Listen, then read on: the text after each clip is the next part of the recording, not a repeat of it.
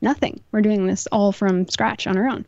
Mm-hmm. And we're actually looking, sorry, I just had to say this real fast. No, we're actually looking to hire a new video editor, animator, graphics guy. So if you're listening and you're that guy, come apply. We need you. Awesome. Yeah, that's actually a great point that you made about interviewing people that you don't necessarily agree with on all points. Like, there are very few people who are going to come on this show where we agree with them 100%. I think it's rarely that you ever meet people you agree with 100%. But I think it is important to have, an array of viewpoints and opinions, and brought out, not just making an echo chamber, where it's everyone's just agreeing all the time. So yeah, I think that's great. And we want to do more debates. I wanted to have on some girls, you guys would be good too, but like a feminist debate with some anti-feminists and feminists. I want to get some more heated debates going. The problem is it's hard to find leftists who are willing to come on Red Eyes. they chicken out. They don't want to do it. I think it's because they know they're going to lose the argument. Yeah, they don't care about truth at all. That's the thing. It's all rhetoric. Well, I feel that at this point they know that their argument won't stand up to debate. It's all they have is name calling bigots and Nazi and sexist and whatever. So that's all they have, though. That's as far as their argument goes. So it would be difficult for a debate. It would be entertaining. Of course. Yeah, and kind of on that note, there seems to be this current obsession with slogans like "the future is female." Do you think this makes it extra important for right-wing women to try and build platforms, where they can raise their voice against, these leftist the future is women and groups? Female supremacists. Yeah, I see it everywhere. I see it everywhere. The future is female. Oh God, some kind of female domination. It's like the liberal politics is already very female. Yeah, I'm into a natural hierarchy, nature's hierarchy, right? Yeah, well, I think the number one most important thing, I'll get to that. Yes, I think it, but I think us having families is important, especially because lefties aren't procreating. So basically, our kids will be the future of our nations, which is a really good thing. But I think that we can simultaneously get our voice out there and do shows like this and be active online while you still have kids running around. I mean, we work at home. It works. You can have a family as a woman and do things online. And I think that we need more of that. We need to be more vocal because it attracts other women. And I noticed that the anti-white press, they're terrified of women like us. They never mention us. Anytime they mention the alt-right, for instance, they always make it sound like it's just a bunch of guys in the basements. They don't talk about how these guys have wives, and the wives are supportive, and the wives go to these meetups and conferences, and that they're there. So I think it's important for right-wing women to show themselves that actually we are here. You're wrong. I think it's good kind of to be spokeswomen for our movement and to kind of sell it a little bit. This is propaganda. So I think that it's good marketing, it's good propaganda, and the more of us that get together and do things like this and put out content, I think, yes, it can be highly impactful. So we do need to fight back. We can't just be quiet and not do anything or say anything. We have to call out a lot of this leftist absurdity from the women on the left, too. Mm-hmm. Yeah, because they act like they represent all women, and they really don't. Like, most women don't support... Most white women in America voted for Trump, yet the media's spinning it as though we're all against Trump, and it's not true. They're trying to use women against Trump, even though they're for Trump. Yeah. And women can get away with saying a lot more than the guys can, because we can't hurt anyone. I'm 110 pounds. I don't want to dominate. I don't want to dominate black people. It's just like absurd. So I think that we can get away with saying a lot more than guys can. Yeah. Yeah. Depending on the subject, sure. Yeah, I found that too. How do you feel about the violence we're seeing from the left at the moment? Well, that doesn't surprise me at all. I mean, they're commies, right? I mean, this is, after all, what they do. Communism has killed more people than any other ideology on the planet. And I knew that as soon as Trump got elected, we were going to see more leftist violence. And I think, what better way to wake up more people, right? To more people to support Trump. And I think it could be good because Trump might be able to do something about this kind of violence. He might be able to clamp down on some of these communist agitators. He's been talking about it. So I would like to see, though, guys on our side better organize and defend themselves in these heated situations, because I've seen some of these pro-Trump people out there and alt-right people out there. I'm not saying they're going out there picking fights. They shouldn't do that, but they need to kind of watch their backs and be smarter about it. I mean, Richard Spencer, who's not a Nazi, far from it, like gets punched. I mean, this is happening now in the streets. If people were just wearing Trump hats, just Trump hats, not even saying anything political, are getting beaten up and attacked. I mean, there's all kinds of awful footage. So we have to watch our backs. We have to be smart. The left is getting incredibly violent. So I think it's good that there's guys out there learning kind of self-defense and grouping up and having guys, go out in packs if you're going to go out in some of these heated places or do some of these, interviews on the streets. Or once you're recognized, once you do a show like this, you get recognized by Antifa types, and they don't care if you're a woman. They'll come after you. So we need to start being wise, because these people are murderous. I mean, they come out with, lead pipes now and shovels, and they'll bring an axe. So, I mean, they will kill people, and they're covering up their face when they do it. That should be outlawed too, so that we can identify some of these people. And I think Trump might start to go after some of these people. Well, I really hope so. I mean, especially after UC Berkeley, that got way out of hand, way beyond. And we shouldn't, though, have to fear violence going to want to watch someone speak.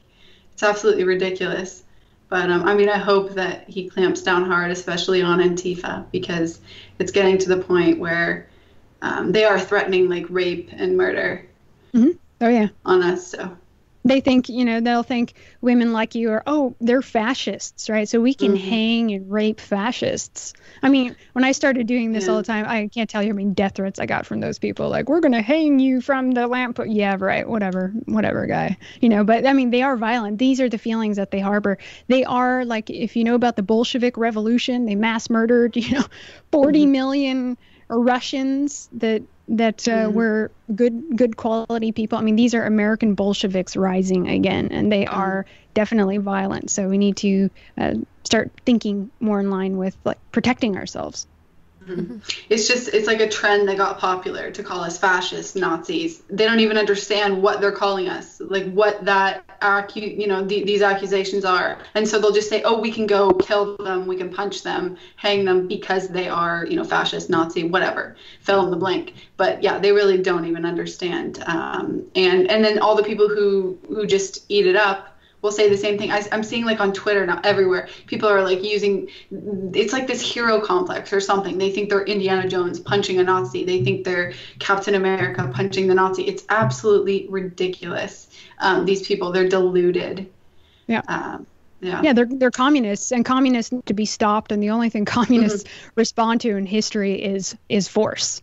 Unfortunately, not to go too deep into this, but unfortunately during World War II, America ended up siding with Russia and actually fought with communists. So problem one right there, because now communism has won.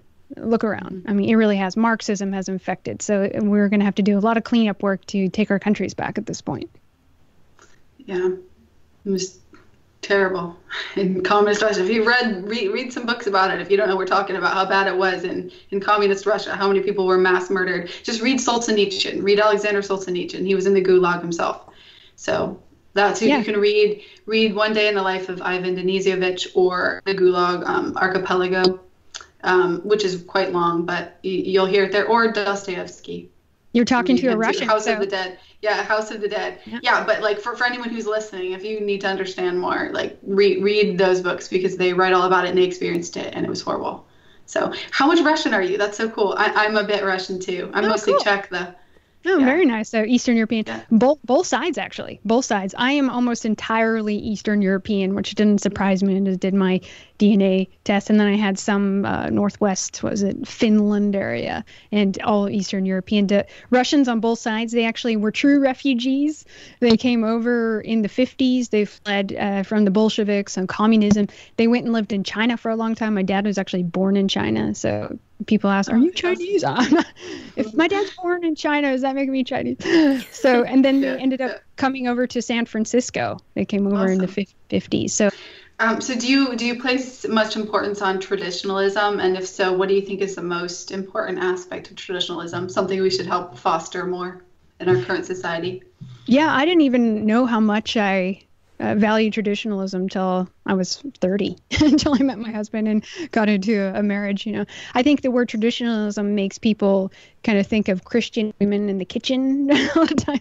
I'm not a Christian. I'm no problem with Christians, but I'm not a Christian woman. There's a lot of women who are traditional, who aren't religious. And, it's just basically they respect, how would I say, primordial traditionalism. That's how men and women, I think, have lived since the start of humanity. We have roles to play based on our biology, and it's really just self-evident, right? Like I said, I'm 110 pounds. I don't care about building things and picking up heavy things. I can't do it. And my husband doesn't care about, floral decorations or interior decorations. I mean, this is just reality. It's not social constructs. It's actually very embedded deep in our biology. But yes, traditionalism, very important. The most important aspect, I would say, is the family unit and the masculine, feminine relationship in balance. And that's something you learn as you go along when you're married and as you have a family. So I think you're the happiest once you have a family and you have a husband. And,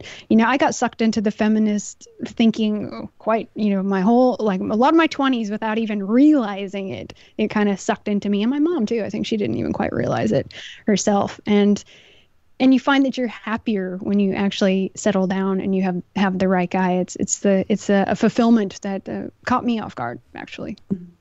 Awesome. Tara, you were a former liberal, and were you more feminist as well in the past, would you say? I don't know. It's hard to say because, there are so many different ideas about what feminist is, Right.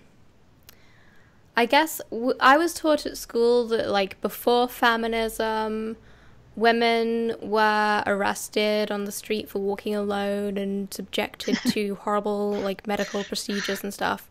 So that pretty much scared me into thinking that it was necessary for women to be able to vote and stuff. So yeah, it's kind of hard to say again, since I was brought up in such a leftist area by leftist parents with leftist friends, etc., it was just very much, and leftist teachers, of course, it was just very much oh, this is just the norm. And a lot of times when I said things that I thought, people would just flip out at me and be like, you sound like a right-wing extremist, you must have been reading these right-wing rags, etc., and I'd never even really spoken to any right-wing people or even read any right-wing newspapers or anything. I was just exercising my common sense, just thinking using consistency. And yeah, so it's quite funny because looking back, it's almost as though I was born right-wing in a left-wing area. I think we all are as women. We're all born right wing, whatever. I mean, that's just the natural order of it. I think we all have that inside of ourselves. I have some great girlfriends who are now, it's too late for them to have kids. They're married, but they got sucked into it, and beautiful, wonderful women, and they're on our page, and it's the biggest regret of their life. So that's very painful, to be in that situation where you wake up to some of those things a little late, oh, that's the thing that's missing in my life. So if you're young and you're listening and your mom didn't tell you to have kids, find a good guy. Yeah, I know. It's funny. I notice a lot of people, when I do interviews like this, with girls and stuff, they'll all be like, well, why aren't you going out and having all these, babies if you're talking about it? And it's well, we have to get married, give me some time, exactly. But it's just funny because so many people say that. And it's well, when I'm married, just give me time. I'm still young. But yeah, we will, of course. Well, and the other thing is engaged herself. So you want to keep some things private too, for the protection of your family as well when you have your name and face